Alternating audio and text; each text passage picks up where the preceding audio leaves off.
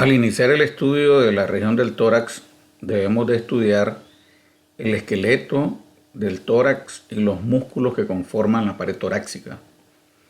El esqueleto del tórax está conformado por las 12 vértebras torácicas que están articuladas por los discos intervertebrales y los procesos articulares de las vértebras. Son 12 vértebras torácicas articuladas también con 12 pares de costillas, los cartílagos costales y el esternón.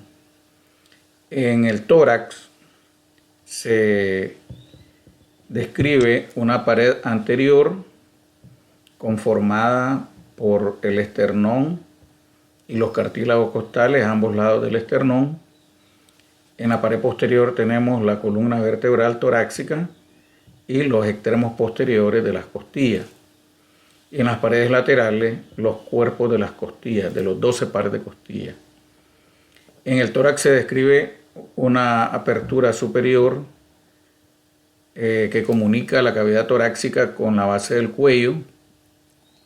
Esta apertura superior del tórax tiene gran importancia porque a través de ella pasan estructuras vitales como son la tráquea, el esófago, los grandes vasos que se dirigen al cuello de la cabeza y a los miembros superiores. También pasan la cadena ganglionar simpática y los nervios vagos, entre otros nervios, como el nervio frénico también. La apertura superior del tórax está limitada hacia atrás por la primera vértebra torácica. A ambos lados encontramos el primer par de costillas con su respectivo cartílago costal, que aquí aparecen en celeste los cartílagos. Y tenemos que hacia adelante el límite de la apertura superior del tórax u orificio superior del tórax corresponde a la presencia de el manubrio, el esternón. Entonces, repito, las estructuras que sirven de límite al orificio superior del tórax son la primera vértebra torácica, el primer par de costillas con sus cartílagos costales y el manubrio, el esternón. En el extremo inferior, el esqueleto del tórax, que por su aspecto recibe el nombre de jaula torácica. El orificio inferior está limitado hacia atrás por la última vértebra torácica, a los lados por el último par de costillas, que sería el 12º par de costillas, y hacia adelante encontramos el reborde costal formado por los cartílagos costales inferiores, y en el plano medio, en la región anterior, tenemos la presencia del apéndice sifoide del esternón.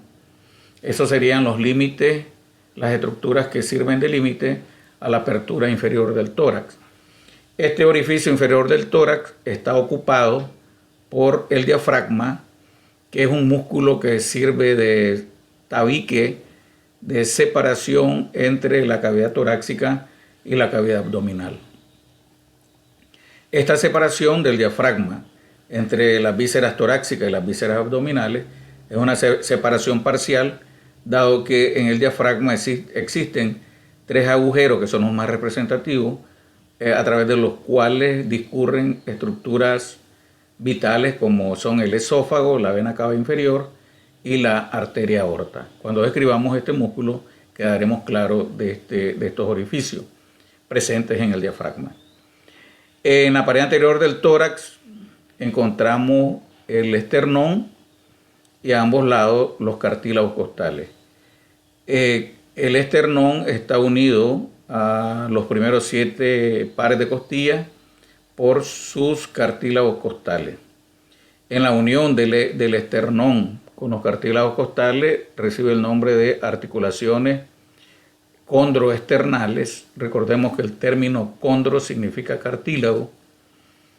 Aquí se forman las articulaciones condroesternales, y en la unión de los extremos anteriores de las costillas con su respectivo cartílago costal tenemos las articulaciones costocondrales, o sea, articulación entre el extremo anterior de la costilla con sus respectivos cartílagos costales, articulaciones costocondrales. Entonces tenemos en el plano medio de la pared anterior la presencia del esternón y a ambos lados del esternón, formando la pared anterior, los cartílagos costales. En el esternón se describen 3 porciones. El extremo superior recibe el nombre de manubrio del esternón, una porción media que es la de mayor longitud, que es el cuerpo del esternón, y en su extremo inferior encontramos la tercera porción que forma el esternón, que recibe el nombre de apéndices sifoides. El manubrio del esternón es la porción más ancha, forma parte de los límites del orificio superior de la jaula torácica, presenta un borde superior. En el borde superior tenemos en el plano medio la incisura yugular o incisura supraesternal. A ambos lados de la incisura supraesternal tenemos un par de incisuras, o sea, una incisura a cada lado de la incisura yugular, que recibe el nombre de incisuras claviculares. Recibe este nombre precisamente porque en estas incisuras se articula el extremo external de la clavícula, formando la articulación esternoclavicular. En los bordes laterales del esternón tenemos la presencia de 2 carillas costales donde se articulan el primer cartílago costal y el segundo cartílago costal.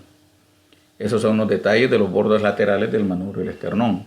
Están presentes las carillas articulares costales para el primero y el segundo cartílago costal. Primero y segundo cartílago costal. Aquí tenemos que hacer ver que la incisura costal para el segundo cartílago costal corresponde a la articulación entre el borde inferior del manubrio con el borde superior del cuerpo. Esa articulación manubrio external recibe el nombre de ángulo external o ángulo de Lewis. En la vista anterior del esqueleto del tórax podemos ver que exactamente el cartílago de la segunda costilla se articula con el ángulo external. Debemos de entender que la incisura costal para el segundo cartílago costal está conformada por la participación del manubrio external y del extremo superior del cuerpo del esternón. Ángulo external o ángulo de Lewis. Tiene importancia para contar los cartílagos costales y los espacios intercostales. Esto tiene importancia en clínica a la hora de auscultar la válvula del corazón, y también tiene importancia cuando se colocan los electrodos para tomar un electrocardiograma. El cuerpo del esternón, decíamos que es el segmento de mayor longitud. El cuerpo del esternón se articula por su extremo superior con el manubrio del esternón, formando el ángulo de Lewis o ángulo external, y por su extremo inferior se articula con el apéndice sifoide. En los bordes, en ambos bordes del cuerpo del esternón, tenemos presente las incisuras costales para los segundos cartílagos costales hasta el séptimo, la incisura costal para el séptimo cartílago costal. O sea que en los bordes del cuerpo del esternón están presentes la segunda incisura costal, tercera, cuarta incisura costal, quinta, sexta y séptima. La séptima incisura costal se forma exactamente en el punto de articulación del borde inferior del cuerpo del esternón con el manubrio, con el apéndice sifoide del esternón. La presencia de estas incisuras costales, tomando en cuenta que hemos dicho que en el manubrio se articulan el primero y el segundo cartílago costal, y ahora estamos diciendo que en el cuerpo se articulan del segundo al séptimo cartílago costal, es lo que se valora a la hora de clasificar las costillas en costillas verdaderas y costillas falsas. Esto lo vamos a recordar cuando hablemos de los tipos de costillas. El apéndice sifoide es el segmento inferior del esternón, es la porción más pequeña. tiene longitud variable, puede medir de 3 a 5 centímetros. Se aloja en el ángulo subesternal. El ángulo subesternal es el que se forma por la unión de los rebordes costales derecho e izquierdo. Se nos forma ese ángulo llamado ángulo subcostal. Exactamente en el plano medio del ángulo subcostal se aloja el apéndice sifoide, que en algunas ocasiones, como tenemos en esta imagen, presenta un agujero o presenta dos puntas, o sea que el apéndice sifoide puede estar bifurcado, que termina no en una punta, sino que termina en dos puntas. En cuanto a las costillas, antes de hablar de la costilla, podemos ver aquí las incisuras costales del esternón, de los bordes del esternón. Y entre cada una de las incisuras costales, otra, tenemos presente también las incisuras intercostales.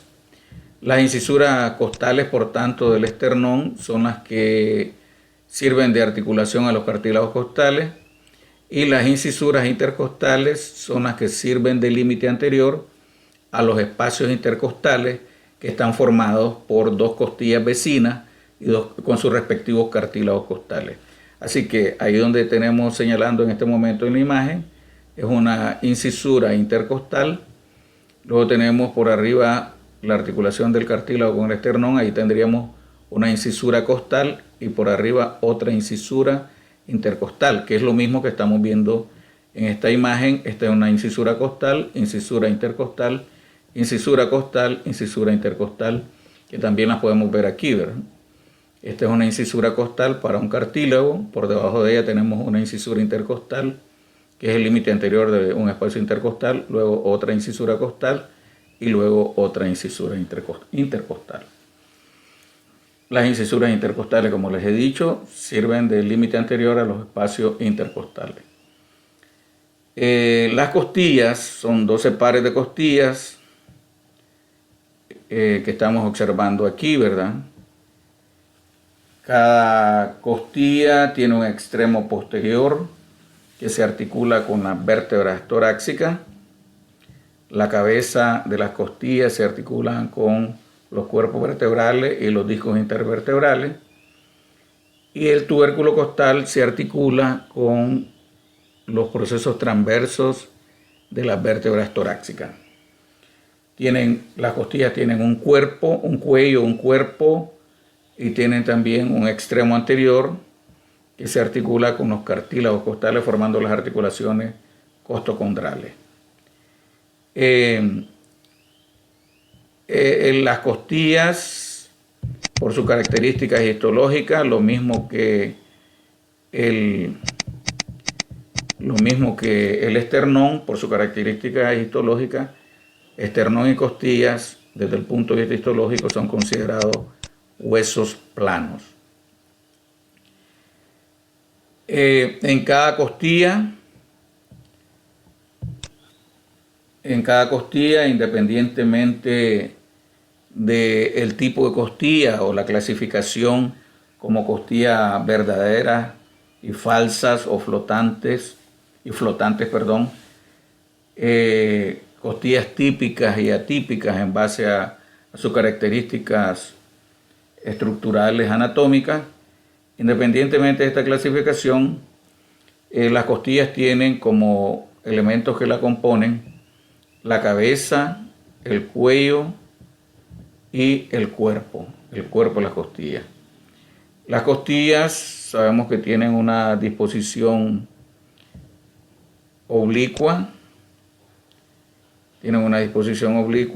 de atrás hacia adelante, de arriba hacia abajo. Aumentan inicialmente de longitud en sentido descendente, pero luego comienzan a reducirse nuevamente de longitud. En toda costilla tenemos presente, decía, una cabeza, un cuello y un cuerpo. En dependencia de las características anatómicas, las costillas se clasifican en típicas y atípicas. Y en base a su relación articular con el esternón, se clasifican en costillas verdaderas y falsas. Por sus características anatómicas, o sea, los detalles anatómicos que están presentes en las costillas, he dicho, se clasifican en típicas y atípicas. El concepto de costilla típica obedece a el aspecto cuando las costillas comparten características anatómicas.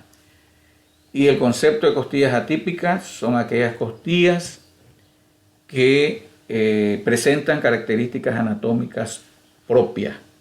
O sea, son que presentan detalles anatómicos que no comparten con las demás costillas. Esas son las costillas atípicas. Aquí tenemos que las costillas que son típicas son del tercer par de costillas al noveno par. Y las costillas atípicas son el primer par, el segundo par y luego del décimo al decimosegundo par. Vamos a analizar los componentes que presenta cada costilla, independientemente si es verdadera, falsa o típica y atípica. Tenemos que toda costilla tiene cabeza, la mayoría de las costillas tiene cuello, la mayoría de las costillas tiene tubérculo costal, ángulo costal. En el cuerpo de las costillas se describe una cara lateral, una cara medial, un borde superior, un borde inferior y la presencia del canal costal. Para el caso de las costillas típicas, la cabeza de las costillas presenta dos caries articulares y separados por una cresta. Eso significa que las costillas típicas, que esta es la imagen, en su cabeza tienen dos caries articulares. Esto significa que cada carilla se articula con un cuerpo vertebral. Por tanto, las costillas típicas se articulan con dos cuerpos vertebrales adyacentes o vecinos. Y la cresta que separa las dos carillas articulares se une al disco intervertebral. Aquí observamos una carilla superior, una inferior separados por esta cresta. El segmento que se conoce como cuello, anatómicamente nuestro cuerpo por debajo de la cabeza presenta el cuello. Por tanto, si esta es la cabeza, el segmento siguiente, subsiguiente, es el que recibe el nombre de cuello de la costilla o cuello costal. Luego tenemos la presencia del tubérculo costal, que representa el límite del cuello. El cuello de la costilla debe de entenderse que es el segmento de la costilla que se encuentra entre la cabeza y el tubérculo costal. Ese segmento corresponde al cuello de la costilla. El otro detalle del tubérculo costal es que presenta una carilla articular, la estamos observando ahí. Esa carilla articular del tubérculo costal sirve de articulación a los procesos transversos de las vértebras torácicas. Eso lo podemos observar en esta imagen. Vemos que la cabeza de la costilla se articula con los cuerpos y aquí vemos la articulación entre el tubérculo costal y los procesos transversos. Este es un proceso transverso de esta vértebra y ahí vemos que el proceso transverso opuesto se está articulando con la costilla exactamente con el tubérculo costal, la carilla articular del tubérculo costal. Luego tenemos presente el cuerpo de la costilla, en la que se describe una cara lateral o externa, una cara medial o interna, un borde superior y un borde inferior. Observemos que en la cara interna, relacionado con el borde inferior de la costilla, se encuentra el canal costal. La importancia del canal costal que estoy señalando en este momento es que a través de ese canal costal discurren o pasan la arteria intercostal acompañada de su vena intercostales posteriores, y los nervios intercostales. Estos nervios intercostales son los que inervan a los músculos intercostales que vamos a describir posteriormente, y también inervan a los músculos del abdomen, de la pared anterior y lateral del abdomen. Esos son los detalles que presentan las costillas típicas. Toda costilla típica comparten estos detalles que acabamos de señalar en esta costilla. Luego tenemos estas costillas, por tanto, las típicas tienen estos detalles, comparten estos detalles, y hemos dicho que corresponden desde el tercer par de costillas hasta el noveno par de costillas. Las costillas atípicas son las que tienen características propias y no comparten con las demás costillas. Aquí tenemos una imagen. La imagen del centro corresponde a una costilla típica, similar a la que estábamos describiendo. Las dos superiores son la primera costilla, la segunda costilla, y las dos que están por debajo de la costilla típica son otras dos costillas atípicas, que son el 11º par, la 11ª costilla y la 12ª costilla. Recordemos que son pares. ¿Por qué razón la primera costilla se considera atípica?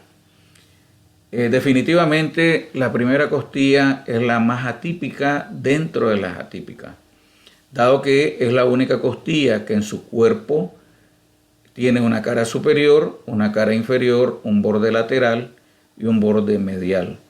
A diferencia de las demás 11 pares de costillas, que en su cuerpo tienen cara lateral, cara medial, borde superior y borde inferior, exactamente opuesto a la descripción de la primera costilla, que como hemos dicho tiene cara superior, cara inferior, borde lateral y borde medial.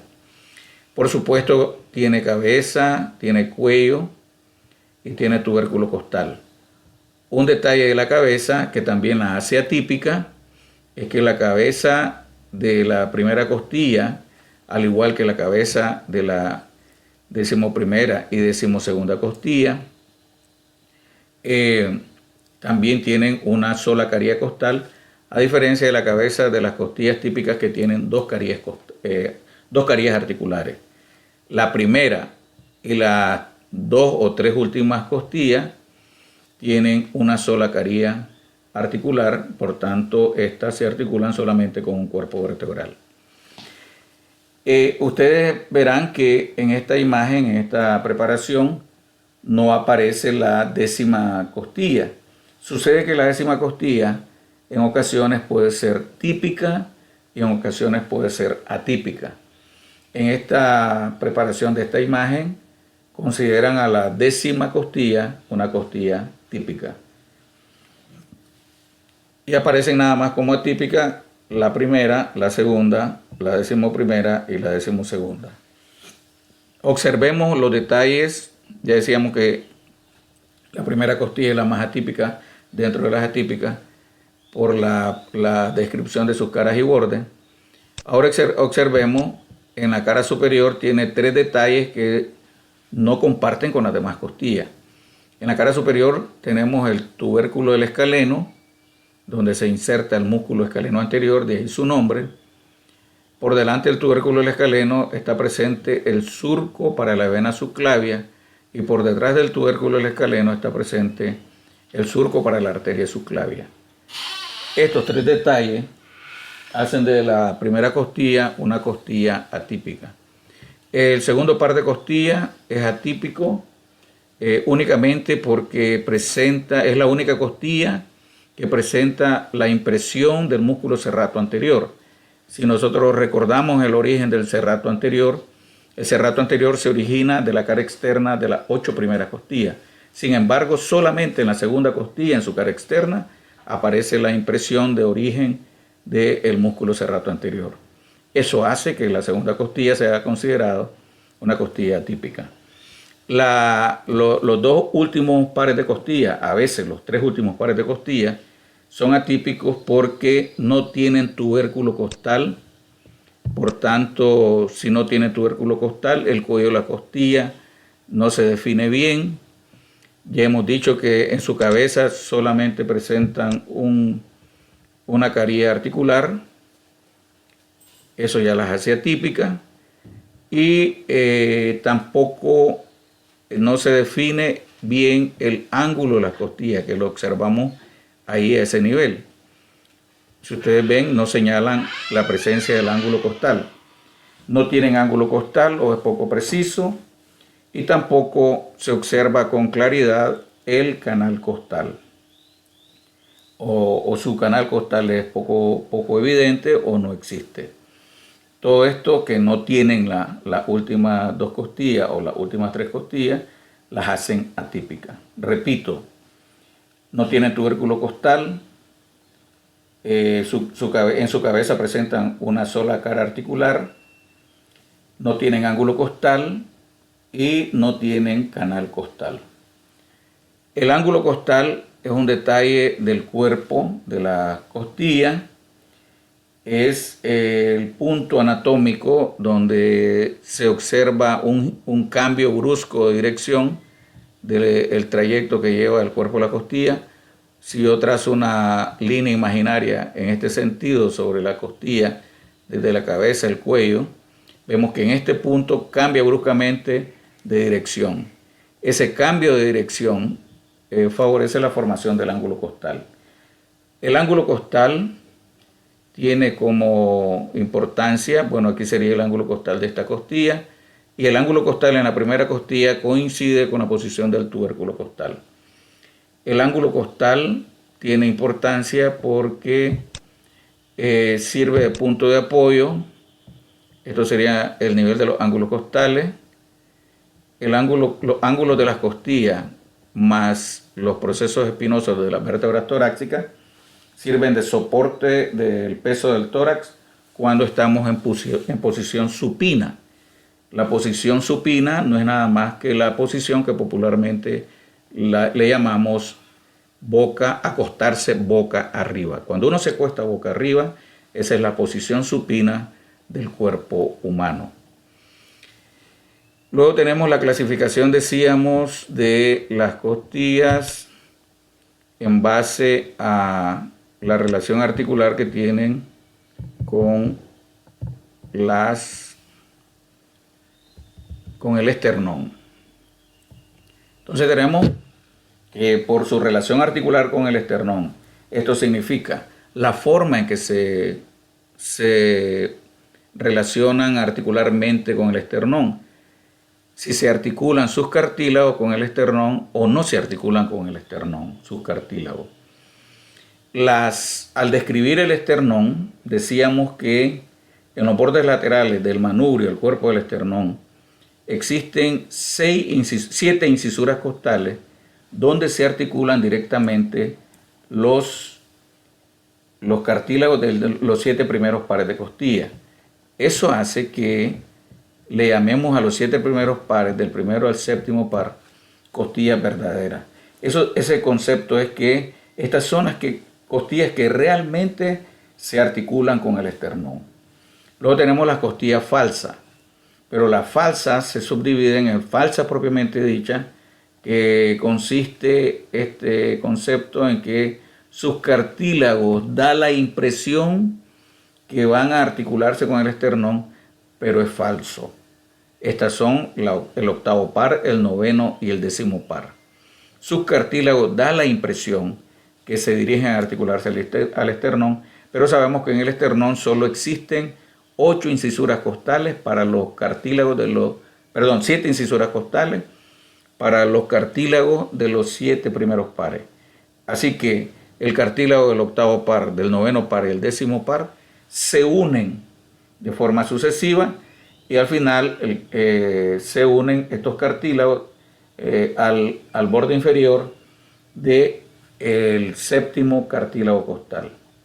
No hay incisura costal para el octavo par. Y luego tenemos el caso de dentro de estas costillas falsas, las costillas flotantes, que son el 11º par y el 12º par. El cartílago de los dos últimos pares de costillas es un cartílago rudimentario muy corto, que no se unen estos cartílagos a los restantes cartílagos, no se unen al cartílago del 10º par. Y aparecen en un esqueleto articulado, aparecen como, dan la impresión como que flotan, realmente no flotan. En un cuerpo humano normal, los últimos dos pares de costillas están inmersos en las capas musculares y sirven de fijación a los músculos. Por tanto, realmente no flotan. Pero por el aspecto, el aspecto que tienen en un esqueleto articulado, pues da la impresión que flotan. Aquí las tenemos. Estos son el 11º y el 12º par. Sus extremos anteriores están flotando, libres, no se unen a los demás cartílagos. Aquí podemos contar el primer cartílago, el segundo, tercero, cuarto, quinto, sexto, séptimo. No hay para más. Es el cartílago de la 7ª costilla, el último que se une al esternón. Por eso son los 7 primeros pares verdaderos. Y observemos qué pasa con el cartílago del 8º par. Se une al borde inferior del cartílago del 7º y así sucesivamente el cartílago del 9º par se une al cartílago del 8º y el cartílago del 10º par se une al borde inferior del cartílago del 9º. Pero a golpe de vista, por decirlo así, da la impresión que estos cartílagos van hacia el esternón, pero no es cierto, es falso. Por eso le llaman costillas falsas. Esa es la clasificación que toma en cuenta la relación articular de los cartílagos costales con el esternón y las clasifica como verdaderas, falsas propiamente dichas y flotantes. Una vez estudiadas las costillas, tenemos que estudiar los músculos de la pared torácica. En los músculos de la pared torácica tenemos los músculos supracostales, los músculos de la capa externa, formados precisamente por los músculos supracostales, los músculos intercostales externos. Se describe una capa media formada por el músculo intercostal interno y una capa interna formada por los músculos intercostales internos, los músculos intercostales profundos o íntimos y el músculo infracostal y el triangular del esternón. Al final describimos el músculo diafragma, que es un tabique muscular que separa la cavidad torácica de la cavidad abdominal. Las vísceras torácicas por arriba del diafragma, las vísceras abdominales por debajo del diafragma. Entonces, en la capa externa describimos a los músculos supracostales y intercostales externos.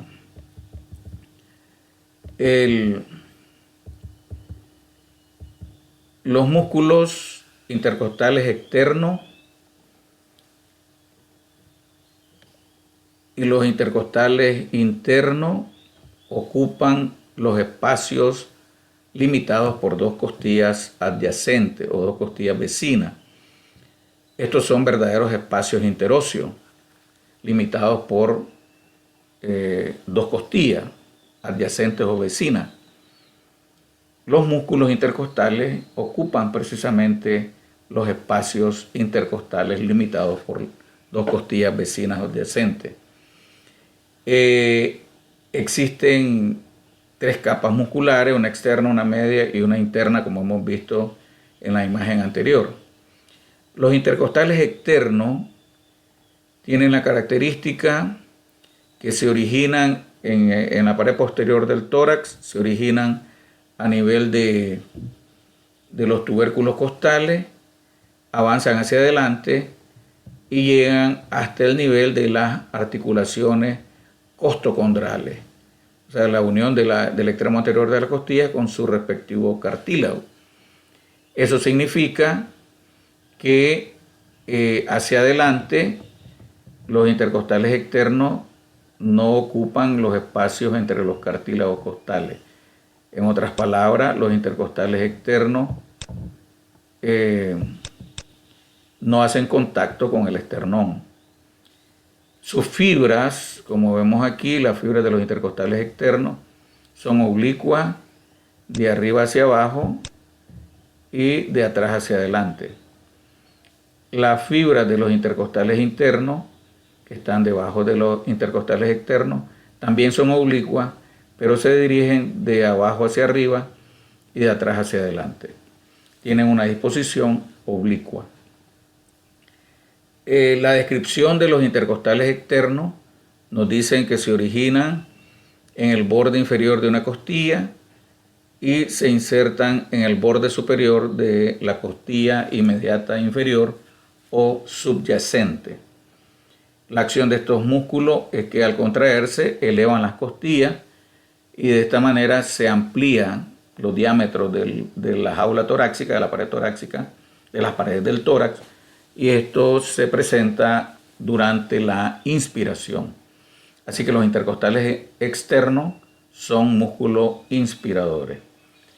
La descripción de los intercostales internos, a diferencia de los externos, los intercostales internos sí hacen contacto con el esternón, se originan a ambos lados del esternón, se dirigen hacia atrás sus fibras y terminan a nivel de los ángulos costales. Así que los intercostales internos no avanzan hasta la columna torácica. En cambio, los externos sí están en contacto con la columna torácica. En cuanto al origen, se considera el origen de los intercostales internos el borde superior de una costilla y la inserción el borde inferior de la costilla inmediata superior o suprayacente. Al contraerse estos músculos, hacen descender las costillas, con eso se reducen los diámetros de la cavidad torácica y favorecen la expiración. La acción de los intercostales internos, por tanto, es expiradora. Cuidado, ponen ex con X, que eso expirar es entregar el alma al Creador. Es con S, ES, expiradores. La inervación de los intercostales externos e internos está dado por los nervios intercostales y toracoabdominales. Estos de toracoabdominales se refieren a los últimos 6 nervios intercostales, que también inervan músculos del abdomen. Por eso le llaman nervios intercostales inferiores o nervios toracoabdominales. Los supracostales son músculos de la pared externa. Los supracostales tienen la característica, en su origen, se originan de los procesos transversos a partir de la vértebra, a partir de la última vértebra cervical, la séptima vértebra cervical, hasta la 11ª vértebra torácica. Sus fibras se dirigen hacia abajo y hacia afuera y se insertan en la cara externa de las costillas, en el espacio que existe entre el tubérculo costal y el ángulo costal. En ese espacio. Aquí vemos la relación articular del tubérculo costal con los procesos transversos de las vértebras que señalábamos cuando describimos las costillas. En esta imagen vemos los músculos supracostales, cómo se disponen a ambos lados de la columna torácica y cómo se insertan, cómo se originan en los procesos transversos de las primeras 11 vértebras torácicas y el proceso transverso de la última cervical, y cómo se insertan en la cara externa de las costillas, en el espacio que existe entre el tubérculo costal y el ángulo costal. Los músculos supracostales, por su acción, al contraerse, elevan las costillas, por tanto se consideran músculos inspiradores. La inervación de los supracostales está dada por la raíz posterior o dorsal de los nervios intercostales. Luego tenemos en la capa En la capa media hemos descrito ya a los intercostales internos. En la capa profunda tenemos los músculos intercostales profundos o íntimos. Estos músculos intercostales profundos o íntimos no es nada más que fibras de los intercostales internos, de los músculos intercostales internos, que son disgregadas o separadas por el recorrido que hacen los vasos y nervios intercostales que separan a parte de las fibras de los intercostales internos. Así que la descripción de los intercostales íntimos o profundos tiene la misma descripción de los intercostales internos. Tendríamos que decir que los intercostales profundos o íntimos se originan del borde superior de una costilla y que se insertan en el borde inferior de la costilla inmediata superior. La misma descripción que hemos dado de los intercostales internos. Y la acción, por tanto, es la misma, lo mismo que la inervación. Son, por su acción, espiradores y están inervados por los nervios intercostales. Tenemos a los músculos subcostal y al músculo transverso del tórax o triangular del esternón.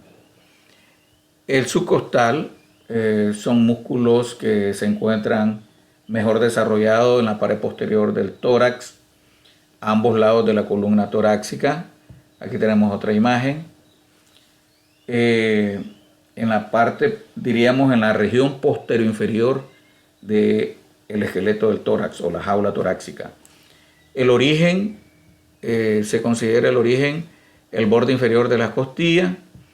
Los fascículos musculares del subcostal avanzan sobre una o dos costillas y terminan insertándose en el borde superior de dos o tres costillas inmediatas inferiores.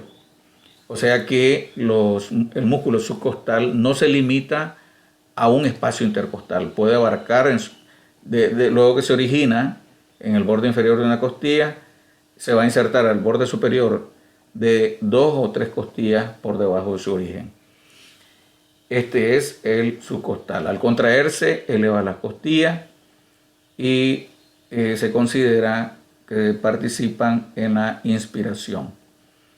Ciertamente, son músculos pequeños, muy profundos en la pared torácica y no ha sido estudiado de forma adecuada su acción, pero se consideran inspiradores.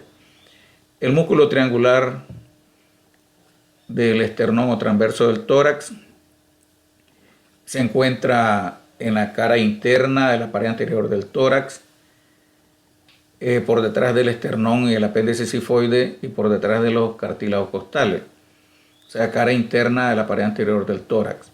El origen es en la cara posterior del manubrio del esternón y en la cara posterior del extremo inferior, cara posterior del apéndice sifoide del esternón y cara posterior del extremo inferior del cuerpo del esternón.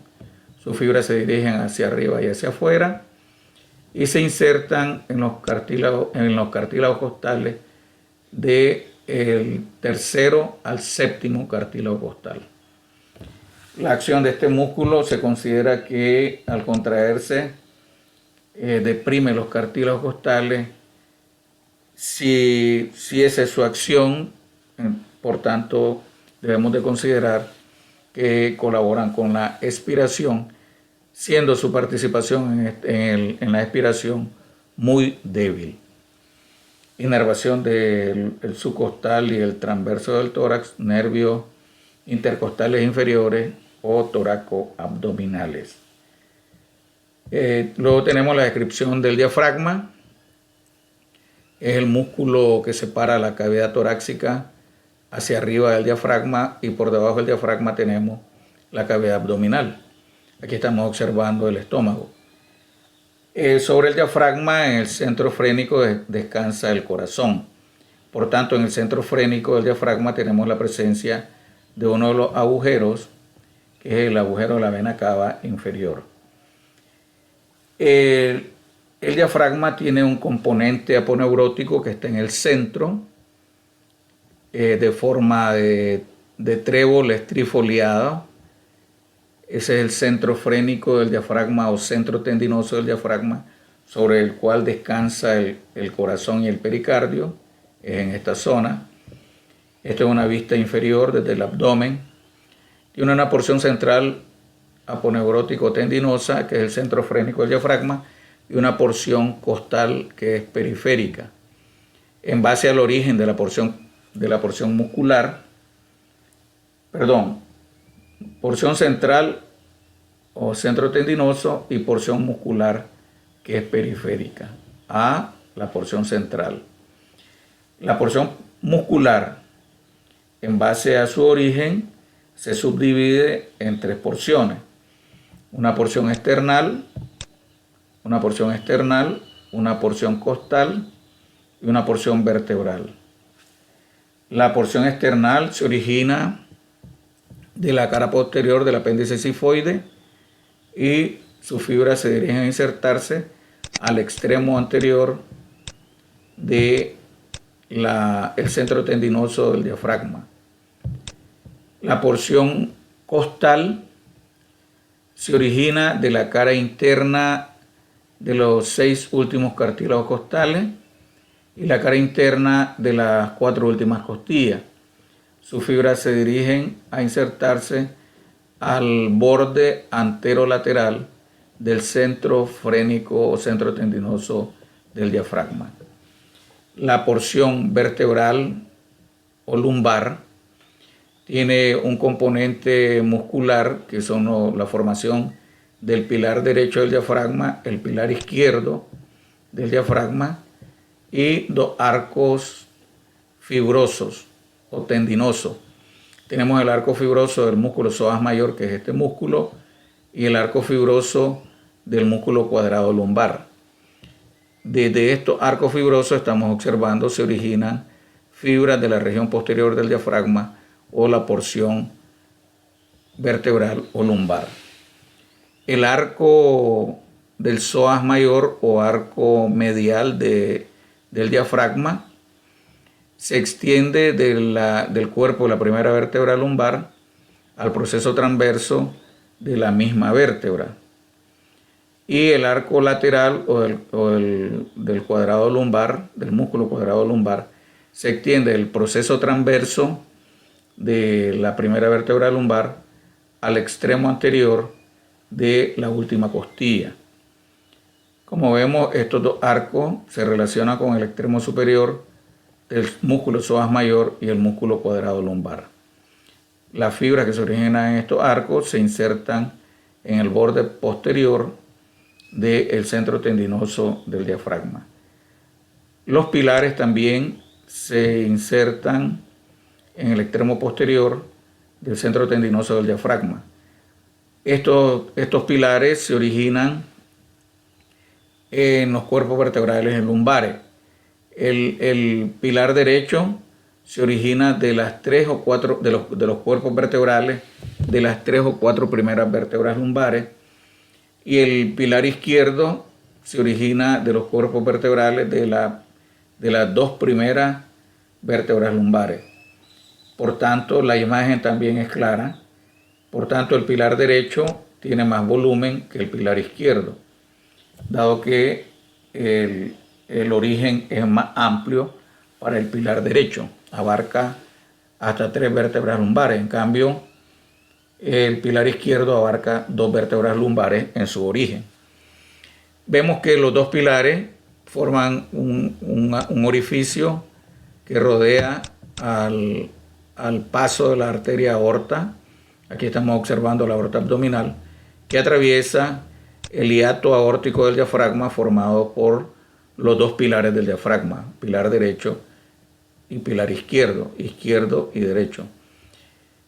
Más hacia arriba y ventralmente, los 2 pilares dan origen a otro agujero, que es el hiato esofágico, a través del cual pasa el esófago. Esto que estamos observando aquí, atravesando el diafragma, es el esófago, el que vemos que luego se une al estómago. Ese sería el hiato esofágico, que aquí lo observamos en esta imagen. El hiato esofágico del diafragma es atravesado por el esófago, acompañado de los nervios vagos que estamos observando en esta imagen en amarillo. Esos son los nervios vagos, el tronco vagal anterior y el tronco vagal posterior. A través del hiato aórtico, además de la aorta descendente, pasa el conducto torácico. Y en el centro frénico del diafragma tenemos un solo agujero, que es el agujero para la vena cava inferior. A través de ese agujero pasa la vena cava inferior y en ocasiones pasa la vena suprahepática o vena hepática derecha. La inervación del músculo diafragma es el nervio frénico, que nace del plexo cervical por la unión de fibras que proceden de C3, C4 y C5, siendo C4 la participación principal, fibras del cuarto nervio cervical, los C4, las que forman principalmente el nervio frénico. La irritación de este nervio, que nos inerva al diafragma y a las membranas serosas que lo cubren, que es la pleura diafragmática y el peritoneo, también son inervadas por el nervio frénico. La irritación de este nervio es la que produce contracciones espasmódicas del músculo diafragma, y eso lo conocemos como el hipo. El hipo es consecuencia de irritación del nervio frénico, que es el que inerva el músculo diafragma. La acción del músculo diafragma es que al contraerse desciende el diafragma, aumentan los diámetros de la cavidad torácica. Con esto se reduce la presión dentro del tórax y favorece la inspiración, la llegada del aire inspirado a los pulmones. Esto es lo que produce las contracciones del músculo diafragma. Desciende el diafragma hacia el abdomen. Entonces se reduce la presión dentro de la cavidad torácica, dentro de las cavidades pleurales, pero aumenta la presión en la cavidad abdominal. Así que el músculo diafragma es el principal músculo inspirador del cuerpo.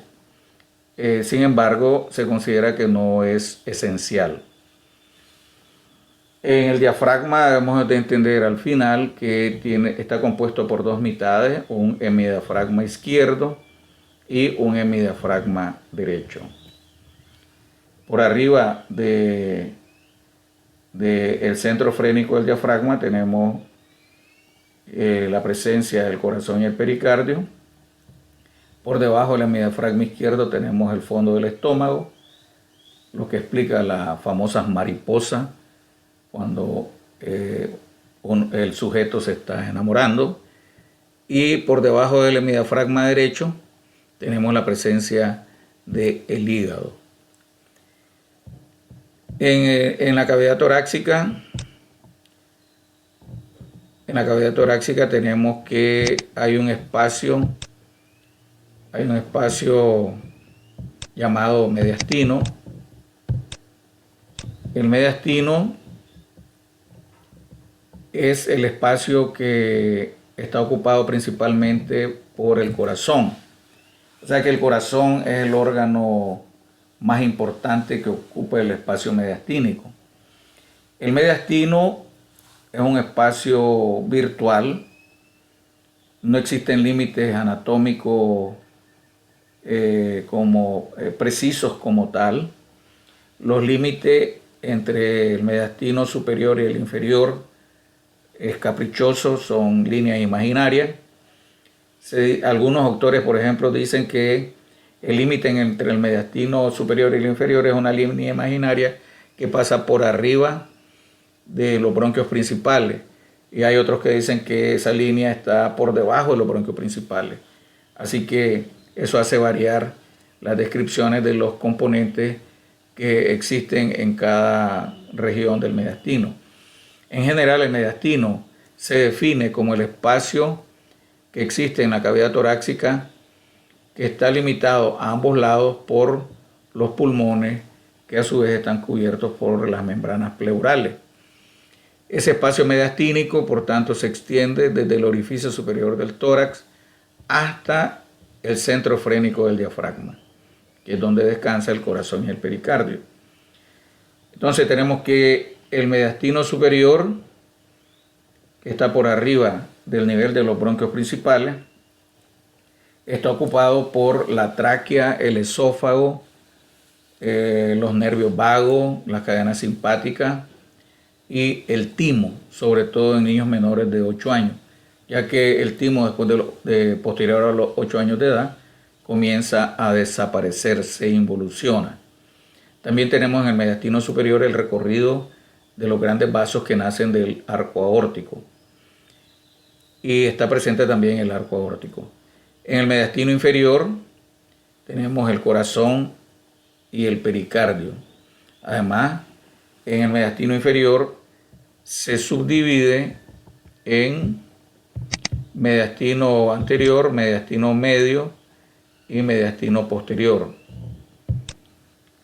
El mediastino superior ya lo hemos descrito. El mediastino inferior se divide en anterior, medio y posterior. El mediastino anterior está ubicado entre el esternón y el pericardio y está ocupado por el recorrido de las arterias y venas torácicas internas, los ganglios retroesternales, que son ganglios linfáticos, ganglios de defensa, y en ocasiones en el mediastino anterior se aloja también el extremo inferior del timo. El mediastino medio está ocupado por el corazón, el pericardio y los grandes vasos del corazón, que son la aorta, la arteria pulmonar, la vena cava superior y la vena cava inferior. En el mediastino posterior es el espacio que existe entre el pericardio, la región posterior del pericardio y la columna torácica. El mediastino posterior está ocupado por el recorrido de la aorta descendente, la porción torácica de la aorta descendente, por el recorrido del esófago con los nervios vagos y las cadenas simpáticas, derecha e izquierda. Muchas gracias por su atención, esperando siempre que aprovechen esta producción.